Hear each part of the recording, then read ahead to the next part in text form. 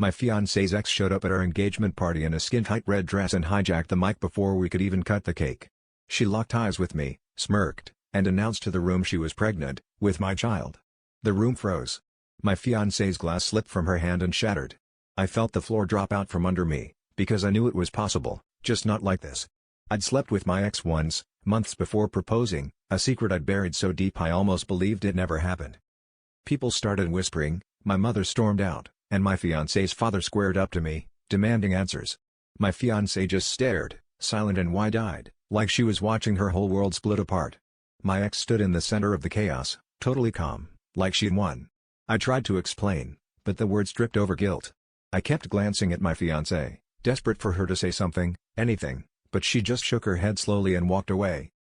I chased after her, out into the driveway, and that's when she dropped her own bomb. She said she'd been seeing someone else, her best friend, the one who'd always lingered too close, always called too late. She said she never planned to tell me, but tonight made her realize she couldn't marry someone who kept secrets, not when she'd been doing the same. She didn't cry. She just looked tired, like she'd been waiting for an excuse to let everything fall apart. Standing there in my suit, watching my fiancé disappear into the night, I realized we'd both been clinging to something we knew wasn't real. The engagement, the hope, the perfect life we paraded for everyone, it was all a cover for our own fears of being alone, of being honest. The ex's revelation didn't ruin us. It just forced us to admit we were already broken, and neither of us was brave enough to say it out loud until everything else exploded first.